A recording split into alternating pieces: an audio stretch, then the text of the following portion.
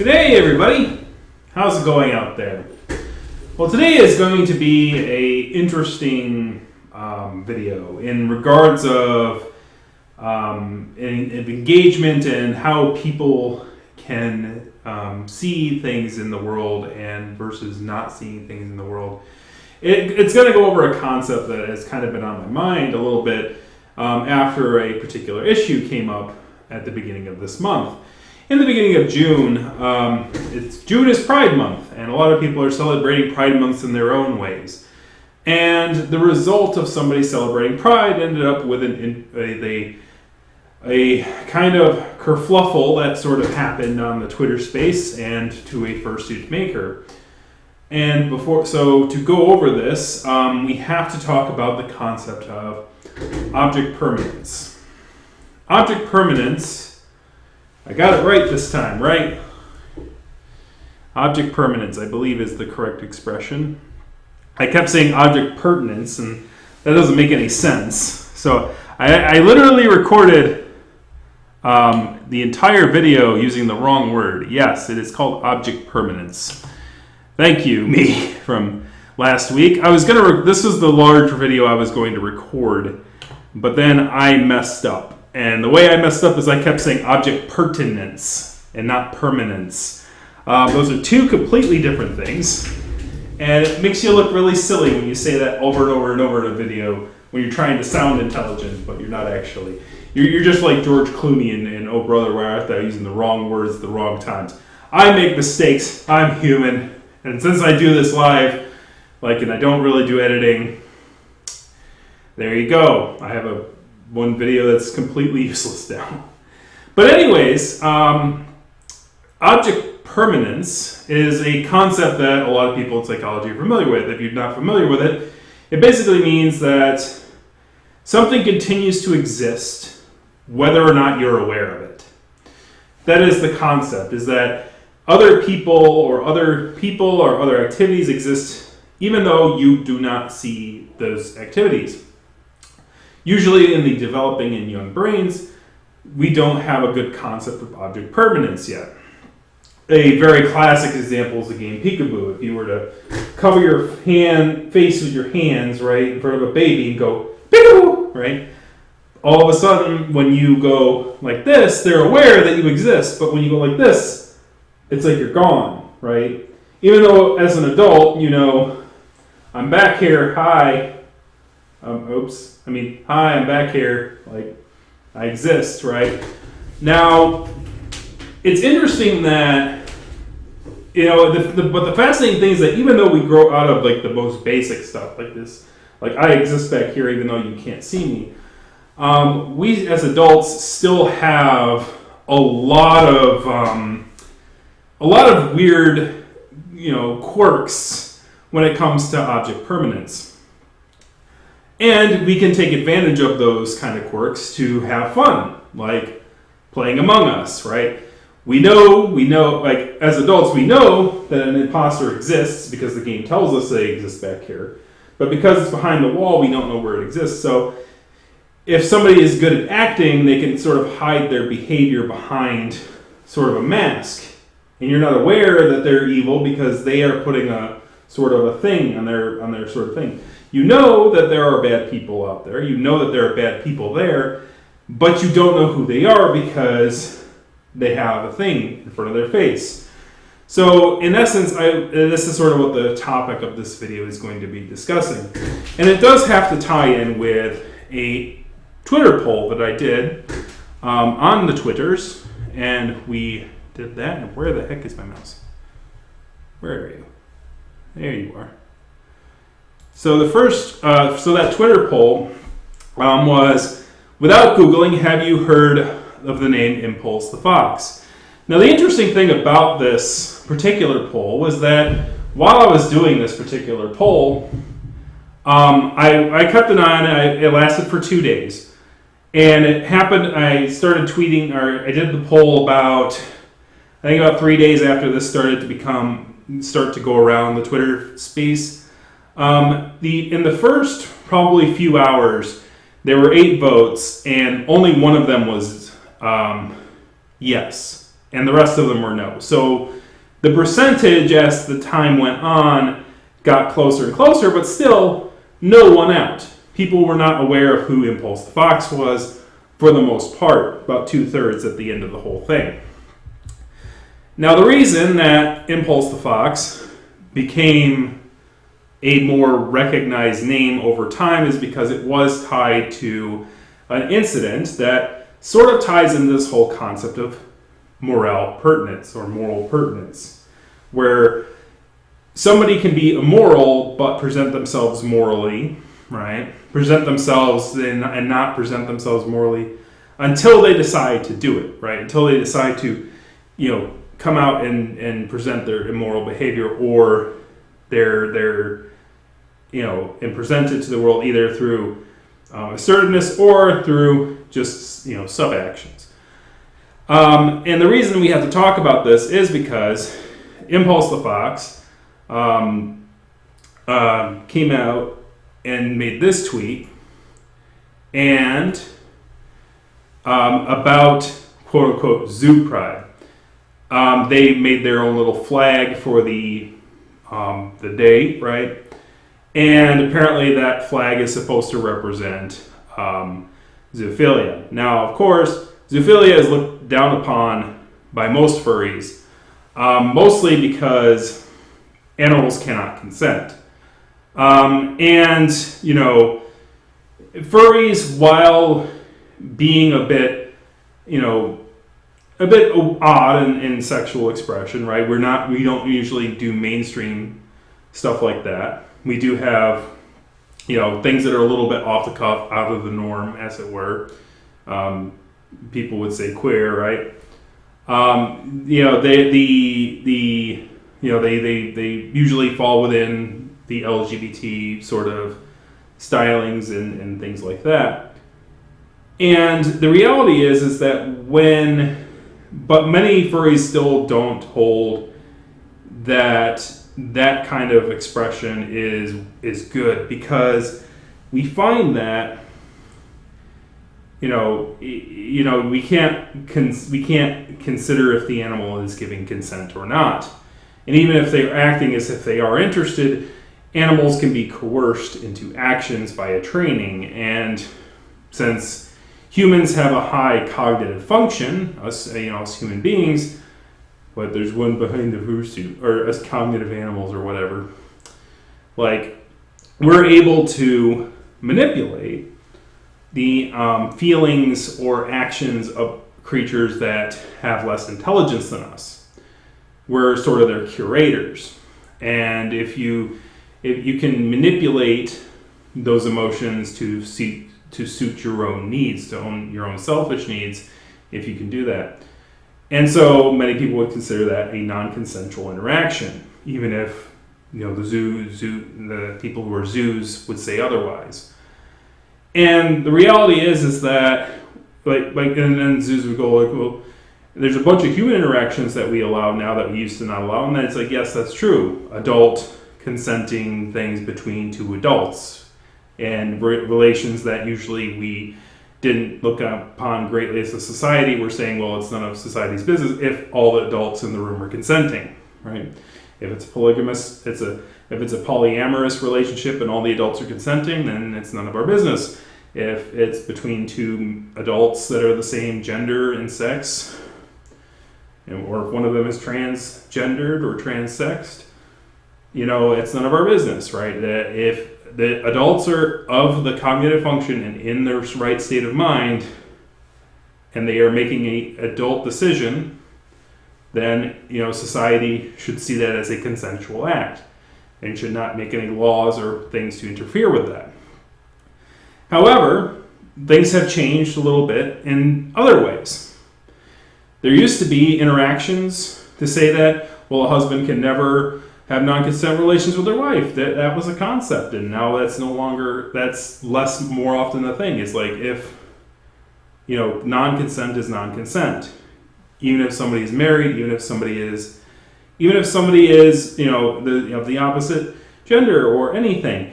Here's the thing, you can have two adults, but one is cognitively inhibited, right?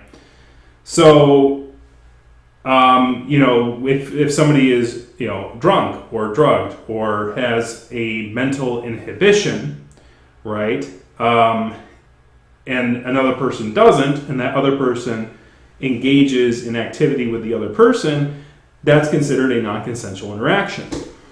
Because one has a higher cognitive function than the other. One is able to make and discern decisions and consequences, and the other one is unable to do so because they are currently inebriated. My apologies for having to go over this adult topics or mature topics, but in order to understand, why there's people who, really angrily object to this concept of trying to introduce this sort of animal on person relations into pride, that's one of the big reasons why, is that right now there's no way for animals to, on an equal playing field, discuss whether or not they show means of consent to a human being. And because of that, there's no, it has a very fragrant, immoral tone to it.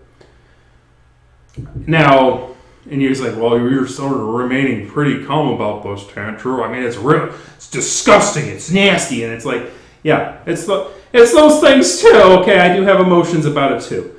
But the reality is that a lot of people express those emotions, and it's better to come at something like that from a clinical angle and say, this is why this is kind of reprehensible, and not like going, because then people will say, well, they're just emotional, they don't understand. And it's like, no, it's like we kind of understand, and we understand psychology, and we understand the psychology of humans and psychology of animals, and we believe it's immoral on that grounds, right?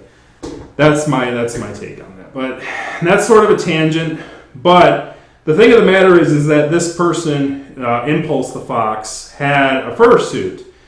And the bigger problem here is that people's frustration at Impulse the Fox's behavior expanded out from Impulse the Fox themselves and went to other people, and particularly a person who made a fursuit for Impulse the Fox back in 2017.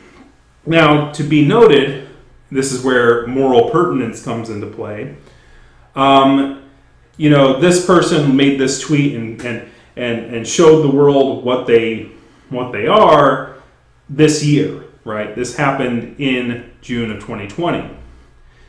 So the fursuit maker who made a fursuit for them made it in 2017. As noted before and at the beginning of this video, people tend not to wear every piece of themselves on their sleeves. They tend to hide behind, if they're doing immoral things that are immoral, they may hide behind a wall, right, and not be making people aware of it. Here's the thing: if you have ever worked retail, you've probably served thousands of customers in your lifetime, or maybe hundreds or thousands, depending on where you work. And you don't know the criminal background of every individual that's buying stuff from you, right? I mean, if you did, you might not sell to some of those people because, woof, right?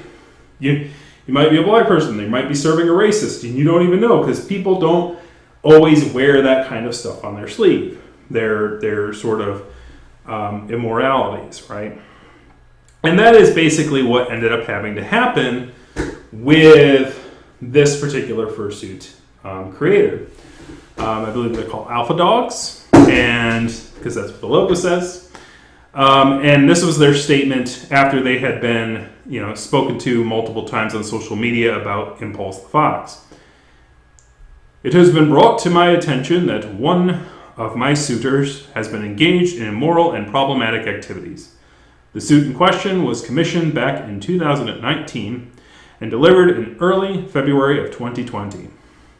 I had no knowledge about my client's private affairs until a few days ago when the issue was presented to me. So at this point, I must note that I made a mistake and I said 2017 and it was actually 2019, but still the same concept applies here. What my client or clients do in their own time is out of my control. I do not make a complete background check on all of my potential customers before conducting business with them. That is also unreasonable and unrealistic to demand that I do. I trust that people are genuinely decent beings when they approach me for a commission. However, I would never knowingly do business with a problematic person. And that is their quote. So, in essence, they cannot read minds. And they cannot know everyone that they approach and who they are as a person. They cannot do background checks. And by the way, like, would it be fair for anybody? It's not. It's like, one could say it's not fair to the fursuit maker in ways, like, because obviously they're busy and they got a lot of stuff to do and they just want to make a quality product without having to worry about the social political stances of their clients or what they do behind closed doors, or try to dig into that, if there is something to dig into. Now, if the person wears it on their sleeve, that's another thing. Like, if somebody's coming up to a happy GLBT couple and they're coming up with a flag that represents like that they're against their stance, they can go, no, I mean, we're not going to work with you. Like, people have the ability to choose, who their clients are, only if they know who their clients are entirely, and that might not be a reasonable thing, and it might not even be and on the client side, we have to take caution in that. Do we want to have background checks on everybody who buys something in the furry fandom? Do we want to have a background check? Do you want some random fursuit maker trying to figure out the 3 cards on the back of your credit card? I don't know. Or trying to figure out your credit score, right? Or your tax returns. Like, is that reasonable? And is there an expectation of like that the client just wants to give somebody money in exchange for a good and service? And that's, I think most furries would agree that in most times the person who makes a fursuit should not bear the responsibility for the fursuit wearer in their behaviors, just as it works on the opposite end, right? A fursuit, like Lucky Coyote, right? There was this issue around Lucky Coyote, which is basically the complete opposite. They had a lot of clients, and Lucky Coyote has, sort of had this stigma attached to them as well, and because of that, a lot of the people who are clients, might get heat for purchasing a fursuit from that particular fursuit maker, and they couldn't have known what that fursuit maker was allegedly doing behind closed doors when they bought the fursuit. They have no way of knowing because of that whole moral permanence thing. You don't know, like, people can behave immorally without you being aware of it, right? And only until somebody goes, look what they did, right? You cannot know until like the truth gets revealed. And so we have to be very careful about pointing fingers at other things.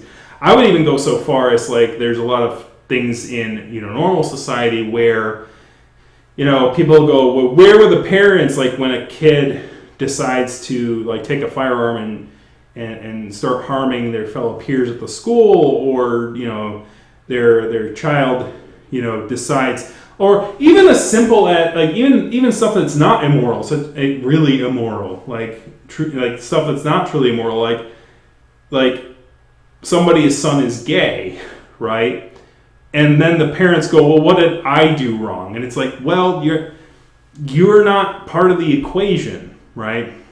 If somebody makes a decision on where to go in their life, and and that person is like 30 years old, and that person decides, well, I'm gonna get married to another man, right? It's not on the parent to have to take the judgment for it. Even though they're the ones that have to go, if they're church-going folk, they're the ones that have to go to church and go, look, your son is one of those heathens, and it's like, and they have to deal with that. at that point, you have to. At that point, my message to the parents would be find another church. Like, because that sort of like trying to look for weaknesses in other believers, right, is like so against what the church is supposed to be about. Like the parents answer for themselves, the child answers for themselves, if that's what they truly believe. And so like you shouldn't be trying to socially network where the like do like a 6 degrees of Kevin Bacon to the nearest sinner, right? Like if you're doing that, that's not good. So, so Impulse the Fox bears responsibility for Impulse the Fox. The fandom bears no responsibility for them.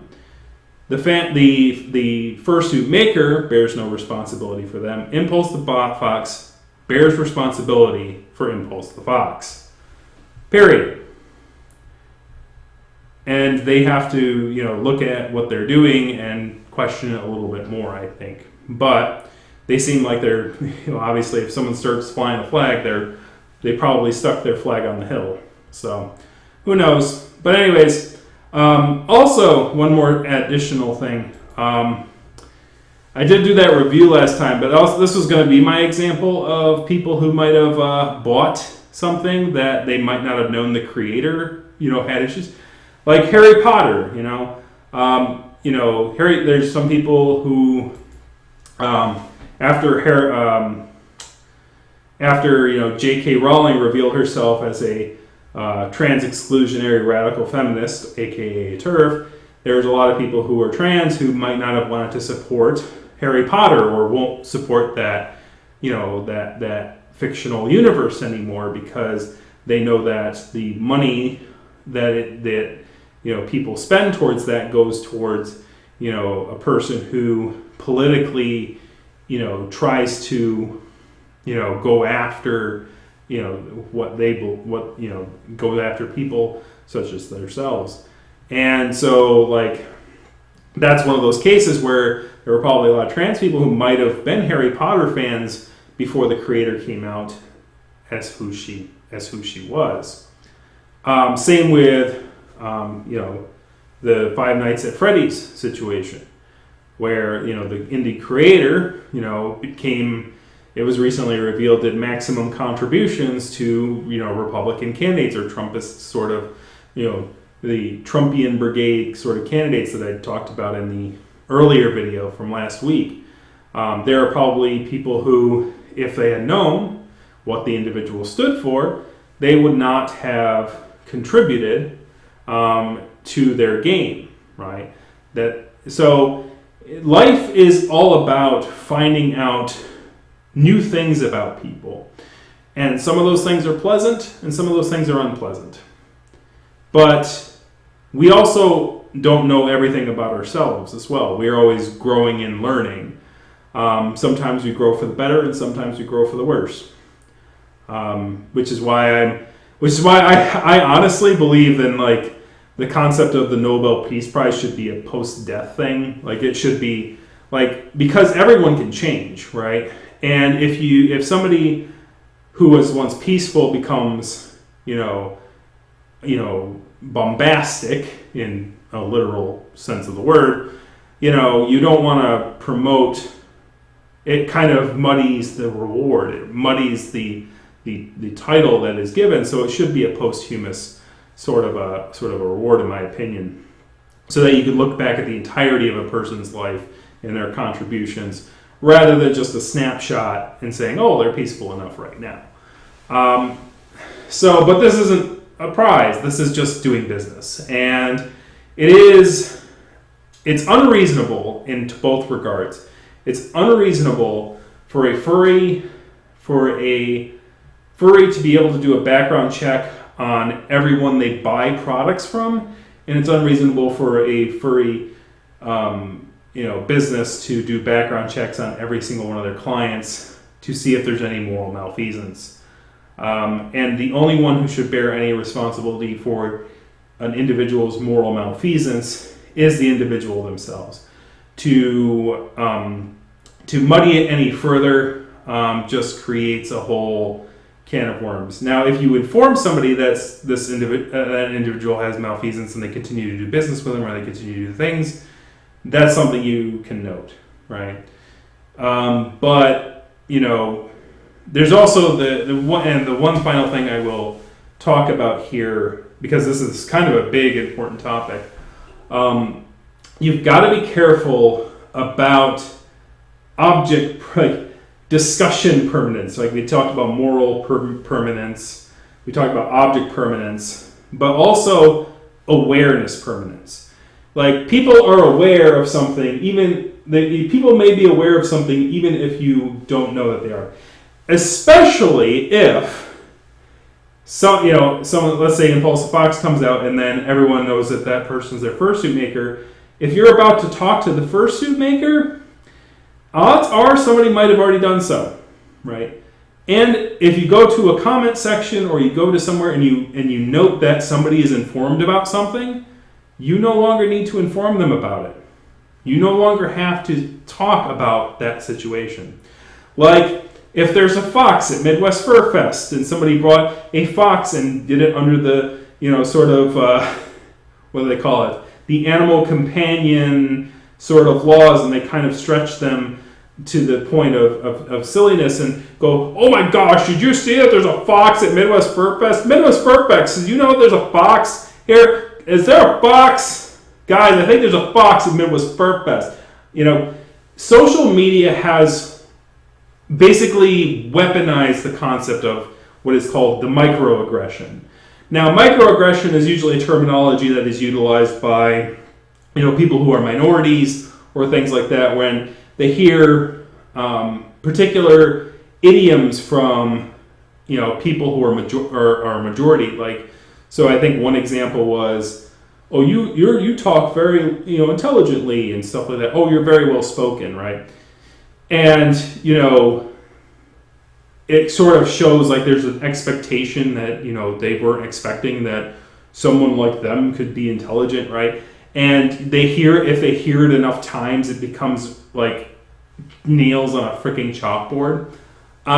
So that concept is a true thing. And social media, unfortunately, does not have a great way to filter that. The only way to really combat that kind of like, do you know, is to make a post like this, right? And by the way, just recently Twitter had the ability to turn off, responses, so that way it's like, here's my statement on the matter, and that's it. No conversations about it or nothing. This is my words, and we're done with and I'm done with this, and I'm moving on to actually do my business, right? So this sort of concept and ideas. Like, we're still learning these new tools that we have to communicate with one another. And one of the biggest important things is try to fish out if somebody is aware of something before you feel like you need to comment yourself. And by the way, people who are younger tend to fall for this a lot more.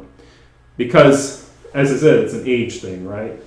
But as you grow and more advanced with concepts, you'll understand it's like, does the person I know about this, right? Who knows about this, and do I need to tell them about this?